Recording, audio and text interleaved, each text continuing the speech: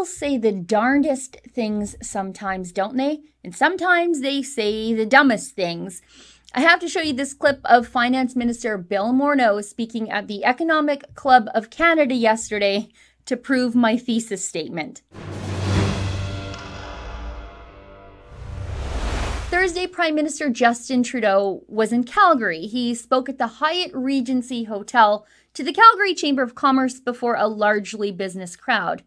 But the real story was happening just outside the speech. Over 2,000 protesters gathered outside the hotel to let Trudeau what they think of how the Liberals are handling the crisis in Alberta's oil and gas sector, caused by the lack of pipeline access, caused by the Liberals. My Rebel colleague Cian Bexley was there on the ground to get the full story you won't see anywhere else. Now, at about the very same time, Finance Minister Bill Morneau was speaking at the Economic Club of Canada in Ottawa, and he was asked about the Liberals' support, or frankly, lack thereof, for Alberta's oil and gas sector as it is in massive crisis. Just watch. We're the government that said we're actually going to buy the pipeline to make sure that we overcome the political obstacles. I don't know how we can better demonstrate support than a check for $4.5 billion and a recognition that that's the way we're going to get this thing done. What?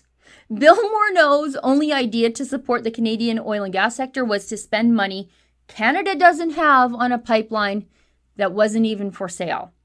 This was a pipeline that was already pumping safely since the Korean War, and the expansion was already fully funded in the private sector. It didn't need money.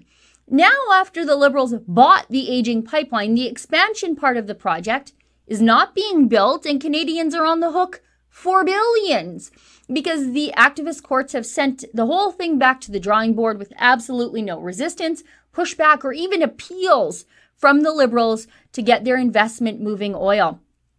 Oh, and in the middle of all of this, the Liberals have brought in Bill C-69. Now, according to Suits and Boots, a grassroots advocacy group brought together to defend Canada's resource industry workers, Bill C-69 basically rewrites Canada's already onerous resource project approval process to make it even more deterrent, redundant, and repellent to investment by adding even more layers of expensive bureaucracy, longer delays, weird social justice demands and requirements like gender-based analysis, all of which result in higher costs to companies proposing new projects in Canada.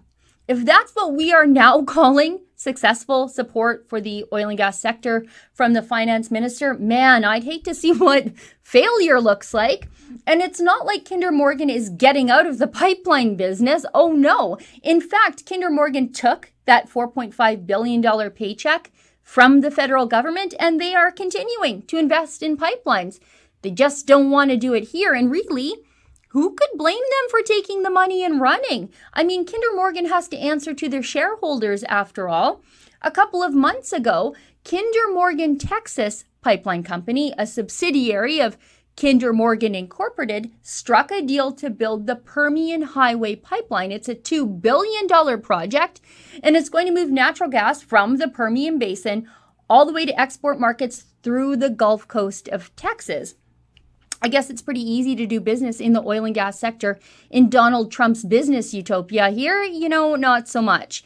Now, in that clip I showed you earlier, Bill Morneau is basically admitting he's out of ideas. He threw cash that isn't his at a problem he clearly doesn't understand, or more likely, doesn't want to fix. It's really the dealer's choice here, and it doesn't matter either way because the outcome for Alberta is still the same.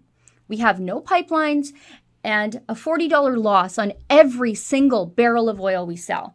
But the approximately 2,000 protesters who converged on the Calgary Hyatt outside of Justin Trudeau's speech yesterday had some ideas for Bill Morneau since, he's just fresh out of ideas. They're simple ideas, but I think they just might work. Check it out.